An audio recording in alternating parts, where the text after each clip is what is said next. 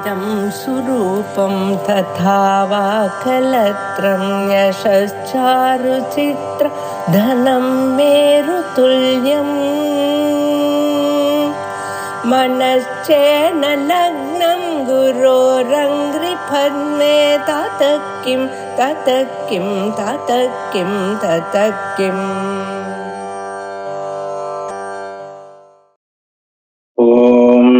श्री गुरुभ्यो नमः. हरि ओम. हरिहरसुतनय्यनय्यप्प स्वामिये शरणमय्यप्प. सदाशिवसमारम्भां शङ्कराचार्यमध्यमाम् अस्मदाचार्यपर्यन्तां वन्दे गुरुपरम्परां. श्रुतिस्मृतिपुराणानाम् आलयं करुणालयं नमामि भगवत्पाद शङ्करं लोकशङ्करम्. ईश्वरो गुरुरात्मेति मूर्तिभेदविभागिने व्योमवद्व्याप्तदेहाय दक्षिणामूर्तये नमः. लोकवीरं महापूज्यं सर्वरक्षाकरं विभुं पार्वती हृदयानन्दं सातारं प्रणमाम्यहम्. विप्रपूज्यं विश्ववन्द्यं विष्णुशम्भो प्रियं सुतं क्षिप्रप्रसादनिरतं शास्तारं प्रणमाम्यहम्. मत्तमादङ्गगमनं कारुण्यामृतपूरितं सर्वविघ्नहरं देवं शास्तारं प्रणमाम्यहम्. अस्मत्कुलेश्वरं देवम् अस्मच्छत्रुविनाशनम् अस्मदिष्टप्रदातारं शास्तारं प्रणमाम्यहम्.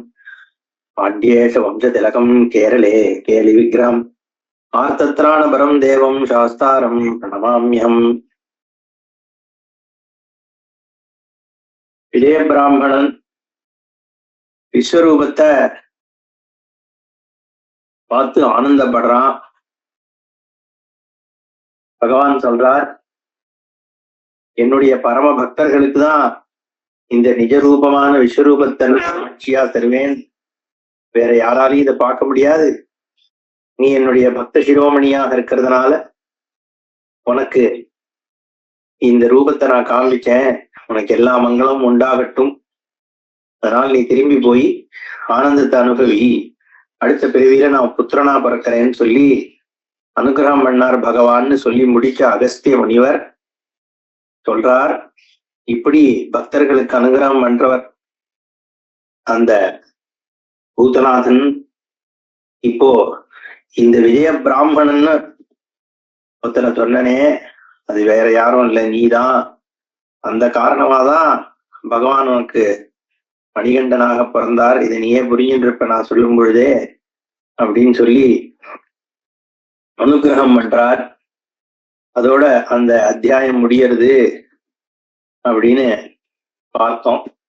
அடுத்ததாக இங்க பூஜாவிதி. அகஸ்தியர் பம்பையோட பெருமையை முதல்ல ராஜசேகரனுக்கு சொல்றார். கேரளே புண்ணிய தீர்த்தானி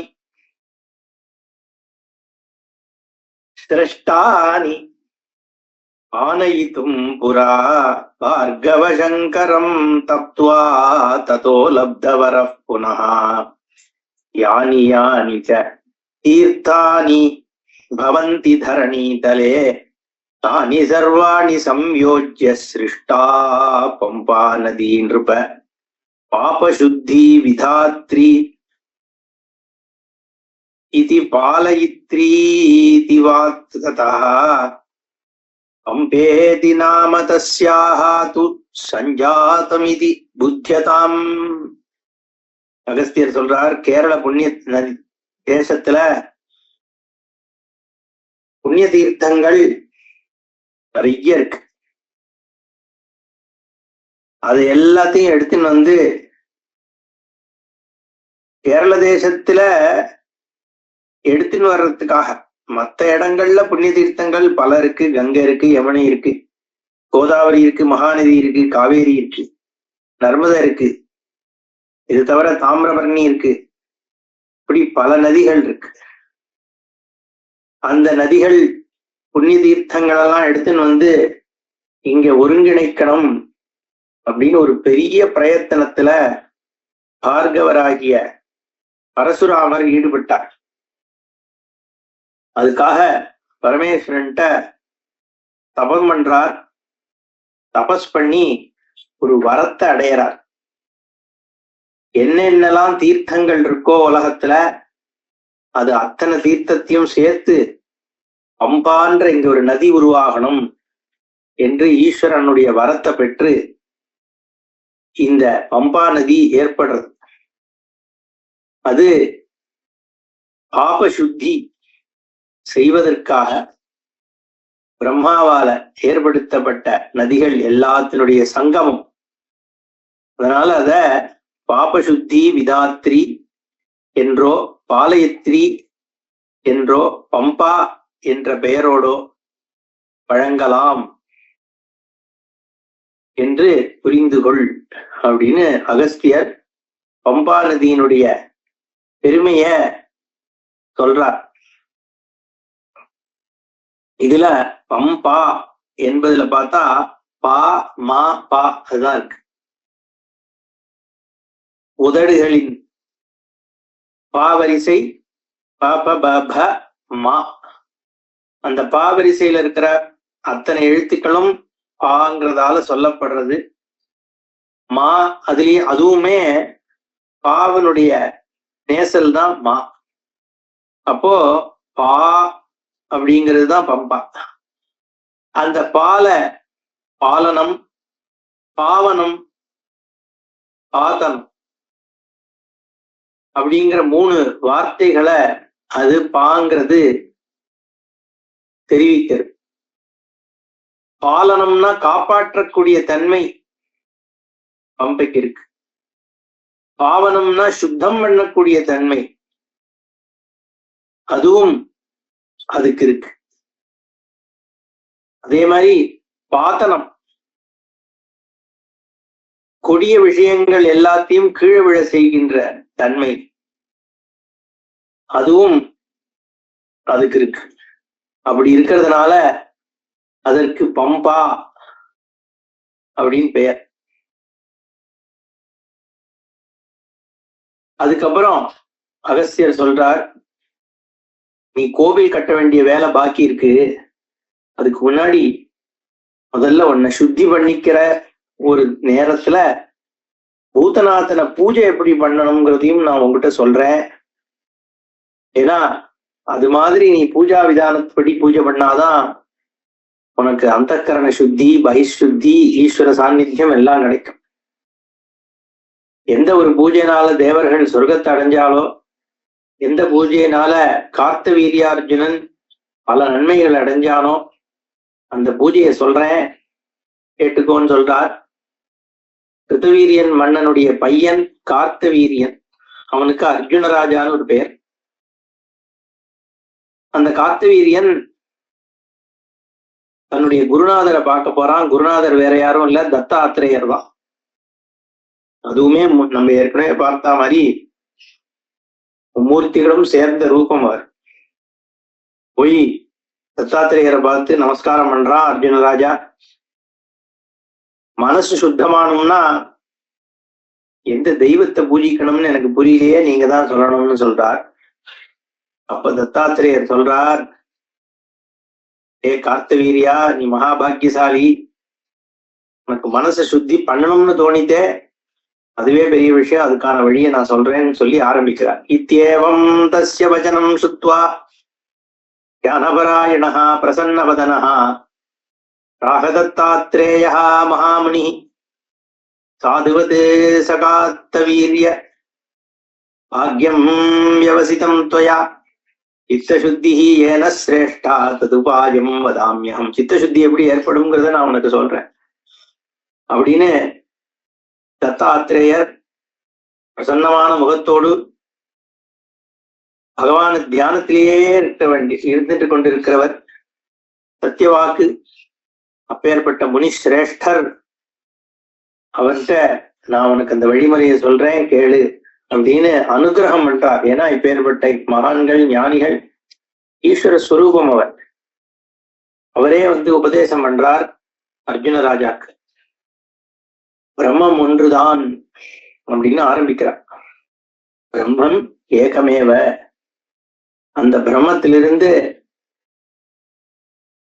இந்த ஜெகத் முழுக்க மாயையா தோன்றும். இதுல எது நல்லது எது தோஷம் அப்படின்னு நீ பிரிக்க முடியாது. எல்லா தேவதைகள், எல்லா ரூபங்கள் எல்லாம் அதே பிரம்மன் தான். அப்போ 30 முக்கோடி தேவர்களாக தேவதைகளாக ஈஸ்வர தத்துவங்களாக உலகத்துல அந்த பிரம்மமானது திகழ்கிறது. அதை எப்படி பூஜை பண்றதுன்னா எல்லாத்தையும் ஒன்னாக்கி அந்த ஒன்றான தத்துவத்தை தான் நீ பூஜிக்கணும். சகுண பிரம்மம்னு அத்தனையும் சேர்ந்த ஒரு ரூபம் இருக்கணும். அந்த மூர்த்தி தான் தாரக பிரம்மம். அந்த தாரக பிரம்மத்தை நீ பூஜை பண்ணும் பொழுதுதான் உனக்கு எல்லா விதமான விஷயங்களும் சித்திக்கும். ஏன்னா எல்லா விதமான தேவதைகளும் அதுல அடங்கிடுது. அதனால உனக்கு காலம் வரும்பொழுது பரசுராமனால் நீ வதிக்கப்படுவ. ஏன்னா நீ க்ஷத்திரியன். அதுக்கு முன்னாடி இந்த தாரக பிரம்மத்தை உபாசனை பண்ணி மனசு அதுல லயிக்க பண்ணிடு. அப்படின்னா என்னாகும், பரமேஸ்வரன் தட்சிணாமூர்த்தியாக அந்த தாரக பிரம்மத்தை உனக்கு உபதேசித்து உன்னை மோட்சத்துக்கு ஏற்பாடு பண்ணுவார் அப்படின்னு அவர் தாரக பிரம்ம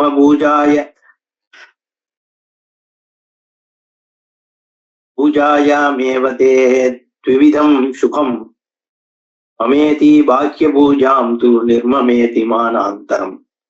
தாரக பிரம்மத்தினுடைய பூஜை 2 விதமாக இருக்கு. த்விவிதம் சுகம் தாரக பிரம்ம பூஜா. என்ன 2 விதம்னா, மமேதி பூஜா பாக்கிய பூஜா, நிர்மமேதி பூஜா அந்தர பூஜா. மம என்னுடையது அப்படிங்கிற எண்ணத்தோடு இருக்கக்கூடிய பூஜை, மமதா இருக்கிறது, அகங்காரம் இருக்கிறது, நான் என்ற எண்ணம் இருக்கக்கூடியவன் வெளி பூஜையாக பண்ணலாம். நிர்மமா அதாவது நான் என்ற தன்மையே இல்லாத பிரம்மமே இருக்கு என்று எண்ணக்கூடியவன் நிர்மம பூஜையை பண்றான். இப்படி 2 விதமான பூஜைகள், பகிர் பூஜை அந்த பூஜைன்னு. அது ஒண்ணு மம பூஜா, இன்னொன்னு நிர்மம பூஜா. அதுல இந்த மம பூஜா இருக்கே, அந்த பூஜைக்கு வேதம் உண்டு.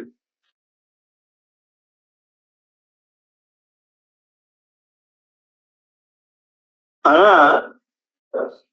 இங்க பிரம்மத்தையே ஆராதிக்கிறதுனால பிராமணன் நேர்ந்து சண்டாளன் வரைக்கும் எல்லாரும் இந்த பூஜையை பண்ணலாம். ஆனா ஒரு வர்ணத்துக்கும் ஒவ்வொரு விதானம் உண்டு. எல்லாரும் பண்ணலாம், ஆனா ஒருத்தனும் ஒரு விதானத்தோட பண்ணணும். அவனுக்கு தெரிந்த வித்தியைகளா. பிராமணன் எப்படி மம பூஜை பண்ணணும்னா மமத்துவ பூஜைன்னு வச்சுக்கலாம். அந்த பிராமணன் பகவான வேதங்கள்னால பூஜிக்கலாம். சத்திரியன் என்ன பண்ணணும், பிராமணன் சொல்லி கொடுத்த வழியாக அந்த உபதேசத்தை வச்சுண்டு பூஜை பண்ணணும். இல்ல பிராமணனை ஒருத்தனை கூட வச்சுண்டு அப்படி அப்படி பண்ணுன்னு அவன் சொல்ல சொல்ல கத்திரியன் பூஜை பண்ணலாம்.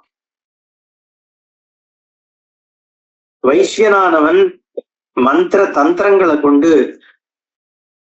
பூஜை பண்ணணும். மற்ற வர்ணத்தவர்கள் வெறும் தந்திரத்தை மட்டும் வச்சு பூஜை பண்ணணும். எல்லாரும் பண்ணலாம், யாரு எதோ பிரயோகம் பண்ணணுங்கிறதுல விதி இருக்கு. தந்திர விதின்ற பொழுது எல்லாருக்கும் அது சமம். மந்திரத்துலதான் வித்தியாசம் இருக்கு, தந்திரத்துல வித்தியாசம் கிடையாது. ஏன்னா புனையனாதி சம்ஸ்காரங்கள் தேவைப்படுறது வேத மந்திரங்களுடைய பிரயோகம் பண்றதுக்கு. அதிகாரித்துவ பேதம் அதுக்கு இருக்குன்றதுனால அங்க எல்லாரும் பண்ண முடியும்ன்ற ஒரு தன்மை கிடையாது. பக்தி இருக்கும் பொழுது, சரியான பக்தியோடு பண்ணும் பொழுது தாந்திரீக பூஜையே வேத பூஜைக்கு சமமாக இருந்து முக்தியை கொடுக்குது. பக்தி இல்லாதவன் வேத முறைப்படி பண்ணாலும் சரி, தந்திர முறைப்படி பண்ணாலும் சரி, அவனுக்கு முக்தி கிடைக்க போறது இல்லை. அதனால பக்தி தான் ஆதாரம். அதுல பிரதானமா இருக்கிறது குரு. குருவை தான் முதல்ல ஆராதிக்கணும். எந்த வர்ணத்தவனா இருந்தாலும் சரி, யாரா இருந்தாலும் சரி, குருவை மனசுல தியானிச்சுட்டு பூஜை ஆரம்பிக்கணும். எப்ப பூஜை பண்ணணும்னு பார்த்தா, த்விமுகூர்த்தா அவசேஷே தூ சூரியோதயனம் பிரதி உஷக்காலே சமாக்கியாதः சாதகானாம் சுபாவஹ ஸ்வப்ரம்மரந்திரகாம்போஜே சிந்தயேத் குருபாதுகாம். ஆரம்பத்துல முதல்ல குருபாதுகைய தியானம் பண்ணணும். எங்கன்னா பிரம்மரந்திரத்துல வச்சு குருபாதுகை இருக்கு. தன்னுடைய சிரசுக்கு மேல பிரம்மரந்திரத்துல குருபாதுகை இருக்குன்னு முதல்ல தியானம் பண்ணணும். எப்பன்னா உதயமாகறதுக்கு 2 முகூர்த்தத்துக்கு முன்னாடி. த்விமுகூர்த்தா அவசேஷே, ஒரு 4 மணி 4:30 மணிக்குள்ள எழுந்து சூரியோதயத்துக்கு முன்னாடி உஷக்காலத்துல அந்த சந்தர்ப்பத்துல பகவான்கிட்ட பிரார்த்தனை பண்றதுக்கு குருவை முதல்ல வணங்கணும். அப்புறம் அன்னைக்கான காலை கடன்கள் எல்லாத்தையும் பண்ணி முடிச்சுட்டு வீட்டு வேலையும் செய்ய வேண்டியது முக்கியமான விஷயங்களை பண்ணிடணும். இல்லைன்னா மனசுல பூஜையில ரமிக்காது. அதெல்லாம் கிட்டக்கிட்டு பண்ணி முடிச்சுட்டு காத்தால உதயாதி ஒரு யாமம் வரைக்கும் 7:30 நாழிகை 3 மணி நேரம். அந்த சந்தர்ப்பத்துல சூரியோதயத்துல இருந்து 3 மணி நேரம், ஒரு 8:30 மணி வரைக்கும் சுத்தமான சாத்வீக காலம். அதுக்கப்புறம் 9லேருந்து மத்தியானம் வரைக்கும் ராஜச காலம். அப்புறம் பிரதோஷமாகிய சாயங்காலம் வரைக்கும் தாமச காலம். திருப்பி ராத்திரி ஆரம்பிச்ச உடனே 6 மணி 6:30 மணிக்கு சாயங்காலத்திலேயும் சாத்வீக காலம், அப்புறம் ராஜச காலம், அப்புறம் தாமச காலம்னு இப்படி காலம் பெரியது. அதனால காலங்காத்தால அந்த காலத்திலேயே எழுந்துக்கணும். எழுந்து இந்த தியானத்தை பண்ணி முடிச்சு செய்ய வேண்டிய முக்கியமான விஷயங்களை பண்ணி முடிச்சுட்டு ஸ்நானத்துக்கு போகணும். ஸ்நானம் பல வகைப்படும். தைலம் சுத்த ஜலம் செய்வ உஷ்ணோதக ஸ்நானமேவச்ச பாண்டஸ்நானம் கண்டஸ்நானம் பஞ்சஸ்நானம் அனுக்கிரமாத். 5 விதமான ஸ்நானம் இருக்கு. தைலம் சுத்த ஜலம், சுத்தமான ஜலத்துல தைலத்தை வச்சு எண்ணெயை வச்சு ஸ்நானம் பண்ணணும். அப்புறம் சுத்த ஜலஸ்நானம் பண்ணணும். சுத்த தைல ஸ்நானம், சுத்த ஜலஸ்நானம், அதாவது சுத்தமான ஜலத்துல மூழ்கி குளிக்கணும். அப்புறம் உஷ்ணோதக ஸ்நானம், சுடு பண்ணி அதை எடுத்து குடிக்கிறது. அப்புறம் பாண்ட ஸ்நானம், பாத்திரத்துல தண்ணியை எடுத்து குளிக்கிறது, வெந்நீர் இல்ல சாதா தண்ணிய.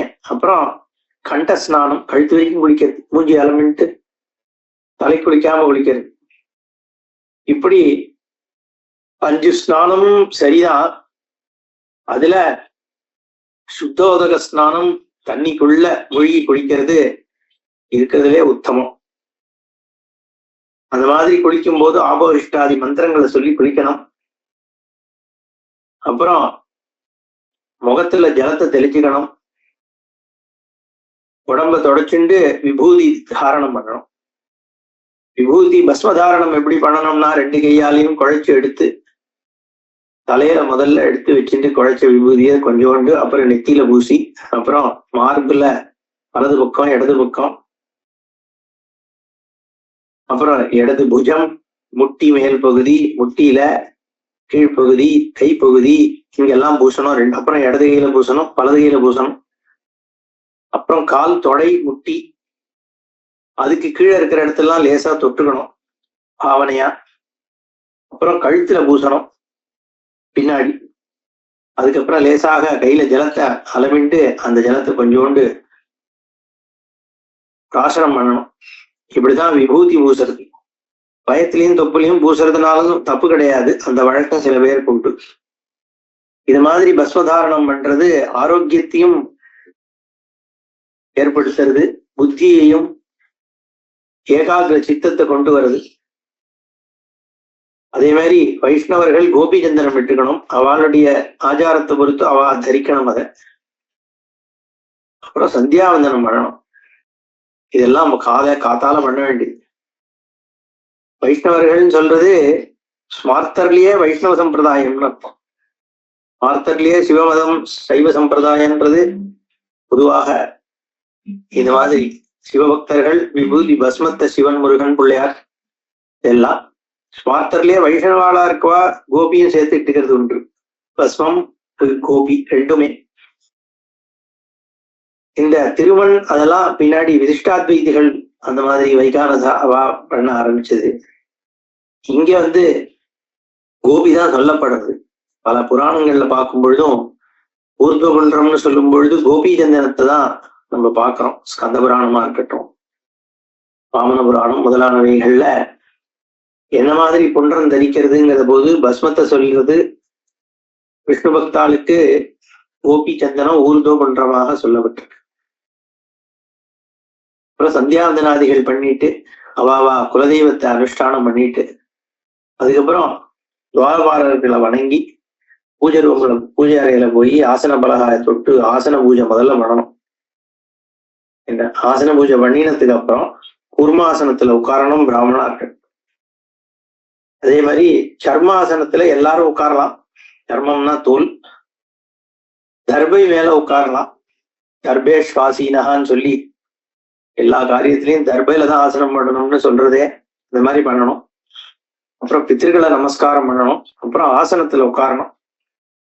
பிராமணர்களும் 4ஆம் வர்ணத்தாரும் பத்மாசனத்தில் அமரணும். சத்திரியர்கள் வீராசனத்தில் அமரணும். இப்படி அவாளுக்கு ஒரு ஆசனம் இருக்கு. இல்லைன்னா சித்தாசனத்துல அமர்ந்துக்கலாம்.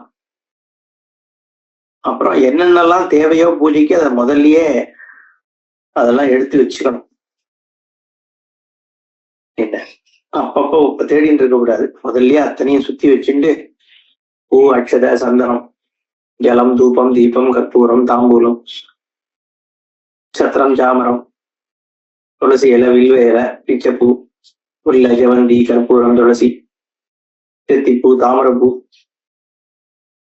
என்ன மாதிரி புஷ்பங்கள் தேவையோ அதை தனித்தனியா எடுத்து வச்சுக்கணும். தூபத்துக்கு அஷ்டகந்தம் வச்சுக்கணும். அப்புறம் வஸ்திரம் பட்டோ நல்ல மடியா உணர்த்தப்பட்ட துணியோ இல்ல நீளமா இருந்தாலும் நீளம், சிகப்பு, இந்த மாதிரி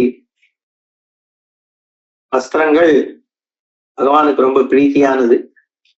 அதை தரிச்சுட்டு மாலைகள், ருத்ராட்ச மாலை, துளசி மாலை, இது மாதிரி ஸ்படிக மாலை, இதெல்லாம் எதுவோ அதை தரிச்சுட்டு சங்கல்பிச்சுட்டு பூஜைக்கு உட்காரணும்.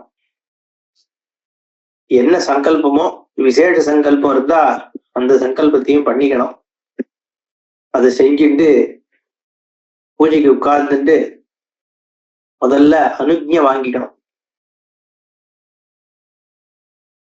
சிவபூஜை பண்றவா நந்திகேஸ்வரர்கிட்ட அனுமதி வாங்குற மாதிரி அந்தந்த தெய்வத்துக்கான அனுஜ்ஞையை வாங்கிட்டு அப்புறம் கங்கை ஆவாகனம் பண்ணி கலசத்தை ஸ்தாபிக்கணும்.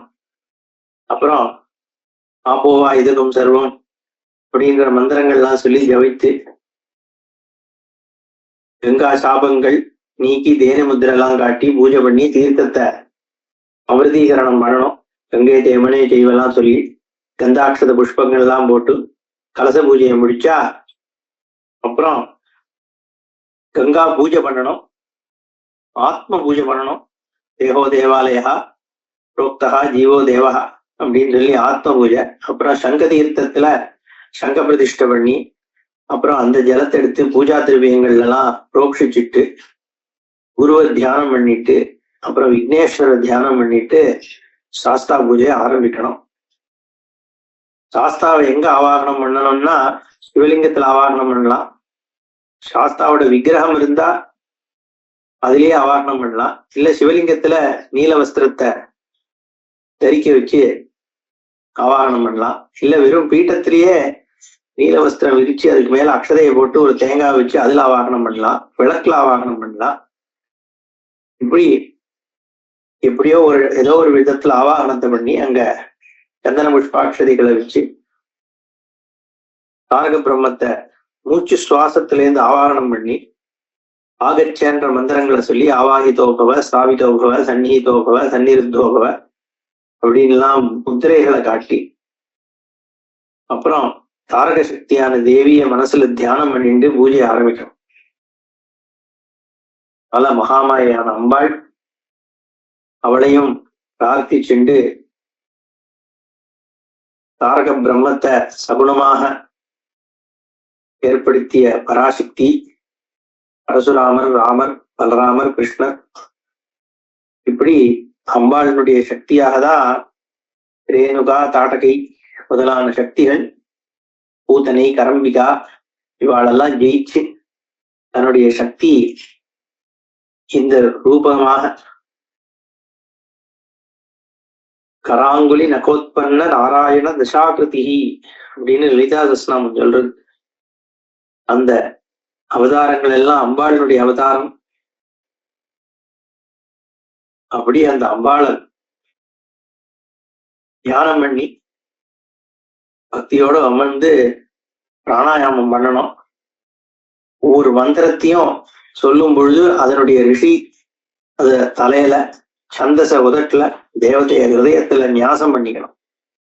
ரிஷிம் நியாசேத் மூர்த்தினி தேசே சந்தாது முக பங்கஜே தேவதாம் ஹிருதயே செய்வ சர்வாங்கம் கீழ கன்யசேத். அப்புறம் யதாசக்தி ஜபங்கள் பண்ணணும். காயத்ரி முதலான ஜபங்களை பண்ணி ஆபோகிஷ்டா பண்ணி அபிஷேகத்தை ஆரம்பிக்கணும். அப்புறம் அலங்காரம் பண்ணி ஷோடசோபச்சாரங்கள் எல்லாம் பண்ணி மூலமந்திரம் சொல்லி உபச்சாரங்கள் பண்ணி அபிஷேகம் பண்ணும் பொழுது ருத்ரம் முதலானவை சொல்லணும்.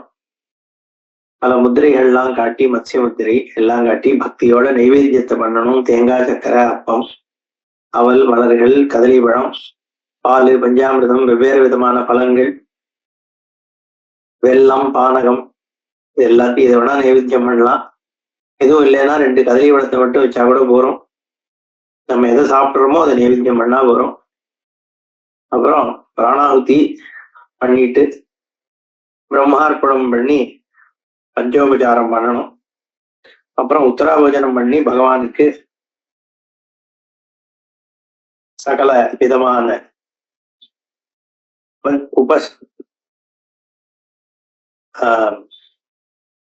சகல விதமான உபச்சாரங்கள்லாம் பண்ணி பகவானுடைய ரூப தியானத்தை பலப்படுத்திக்கணும். இப்படி முடிஞ்ச உடனே நைவேத்தியங்கள் எடுத்து இடத்த சுத்தம் பண்ணிட்டு பகவானுக்கு கண்டூஷம் கொடுக்கணும். வாய் கொப்பளிக்கிறதுக்கு கொடுத்து தாம்பூலம் கொடுக்கணும். அதுக்கப்புறம் பரிவார பூஜைகள், பூத கணங்களுக்கு அவளுக்கெல்லாம் ஹவிசு வச்சு பஞ்சோபச்சாரம் பண்ணி மணி அடிச்சு மந்திரம் சொல்லி தீவாரணம் பண்ணணும். இதெல்லாம் ரொம்ப விஸ்தாரமான பூஜை, நித்தியம் பண்ண வேண்டியது.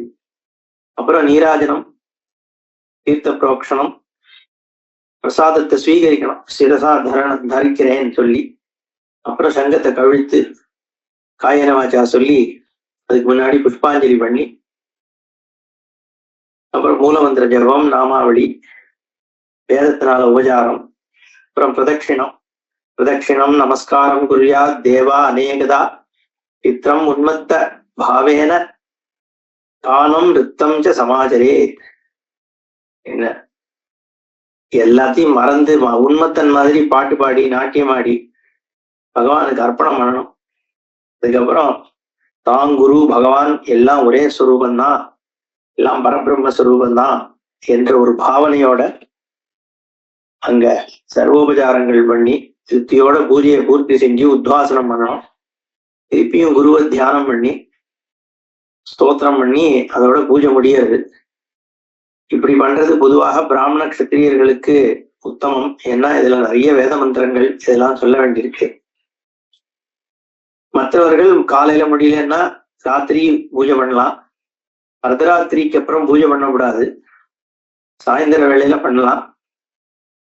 இதை விடையும் எளிமையாக பூஜை பண்ண முடியும். அவளுடைய சௌரியத்துக்கு ஏற்ற மாதிரி பகவத் பூஜையில ஈடுபடணும். ஆனா நித்தியம் ஏதோ ஒரு விதமாக சகுண ஈஸ்வர உபாசனை அவசியம் பண்ணணும்.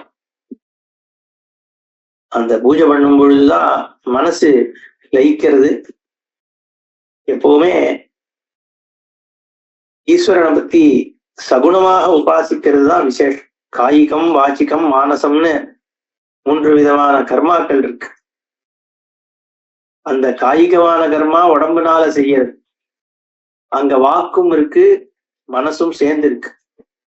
அதனாலதான் அதுக்கு காய்கம்னு பேர். மானசம்னா மனசு மட்டும்தான் பண்றது. வாச்சிகம்னா வாக்கும் மனசும் சேர்ந்து பண்றது. காய்கத்துலதான் மூணுமே சேர்றது. அதனால அது உத்தமமாக சொல்லப்படுறது. எப்பவுமே காய்கமாக பண்ணும் பொழுதுதான் அந்த பர்சனோட முழு பர்சனும் அங்க இருக்கான். மானசமாக பண்ணும் பொழுது முழு பர்சன் அங்க இல்லை, மனசு மட்டும்தான் இருக்கு, உடம்பு வேற எதையோ பண்ணிட்டு இருக்கோம். அப்படியெல்லாம் இல்லாம காய்கம், வாச்சிகம், மானசம் இது மூணு சேர்ந்து இருக்கிறதுக்கு தான் காய்கம்னு பேர். அந்த மாதிரி பண்றது ரொம்ப விசேஷம். அதே சமயத்துல அகம்பாவத்தோட பூஜை பண்ணக்கூடாது, பக்தி பூர்வமா பூஜை பண்ணணும். இப்படியெல்லாம் சொல்லி தத்தாத்திரேயர் அர்ஜுனன் கிட்ட சொல்றார், இந்த உடம்பு இருக்கே அது மலமூத்திரத்தை சுமக்கிறது, அது வரும் போகும். ஆனா அதே சமயத்துல அந்த உடம்புலதான் நீ இருந்துட்டு தபசு பண்ண முடியறது, என்ன தத்துவபோதம் அடைய முடியறது. இதெல்லாம் வர்றதுக்கு இது தேவை. அதுக்காக இதை நீ பார்த்து காப்பாற்றணும். மனசு உடம்பு நன்னா இருந்தா மனசு நன்னா இருக்கும், மனசு நன்னா இருந்தா தான் தத்துவ ஞானத்தை அடைய முடியும், அப்பதான் மோட்சத்தை அடைய முடியும். அதனால அது வரைக்கும் உடம்ப காப்பாத்திக்கணும். அதுக்கப்புறம் தானாவே உடம்புல இருந்து பற்று போயிடும்.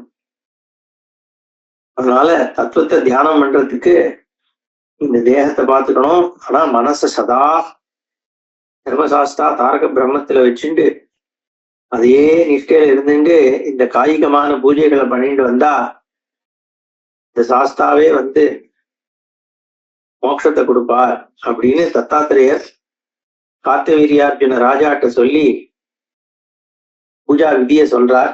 ராஜாவும் ரொம்ப ஆனந்தப்படுறார். இப்பேற்பட்ட ஒரு போதம் கிடைச்சுதே அப்படின்னு அவருக்கு ஒரு ஆனந்தம். ஏன்னா சாட்சாத் தத்தாத்திரேயரே வந்து உபதேசம் பண்றதுங்கிறது எல்லாருக்கும் கிடைக்குமா? அதனால அந்த சந்தோஷத்தை அனுபவிக்கிறாருன்னு அந்த அத்தியாயம் முடிகிறது. அடுத்த அத்தியாயம் சபரிகிரி க்ஷேத்திர நிர்மாணம். ராஜாவானவன் இதுக்கப்புறம்தான் அந்த கோயிலை பிரதிஷ்டை பண்றான். அகஸ்திய முனிவர் அதுக்கப்புறம் ராஜசேகரன்ட்ட சொல்றார், இது வரைக்கும் பூஜா விதிகள்லாம் தத்தாத்திரேயர் சொன்னதை உனக்கு நான் சொன்னேன். இதுக்கு இன்னும் 2-3 விஷயங்கள் சொல்ல வேண்டியிருக்கு. பூஜைக்கு சகசிரநாமம், அஷ்டோத்திர சதநாமம், கவச ஸ்தோத்திரம், ரகசியமான ரகு பூஜை இதெல்லாம் இருக்கு. இதெல்லாம் நான் உனக்கு பின்னாடி சொல்றேன். முதல்ல இந்த கோவில் நிர்மாணத்தை நீ ஆரம்பின்னு சொல்லி அவனை உத்வேகப்படுத்துறார். என்ன நடக்கிறதுன்னு அடுத்த செஷன்ல பார்ப்போம். ஓம் பூர்ணமத பூர்ணமிதம் பூர்ணாத் பூர்ணமுதச்யதே பூர்ணஸ்ய பூர்ணமாதாய பூர்ணமேவாவசிஷ்யதே. ஓம் சாந்தி சாந்தி சாந்தி.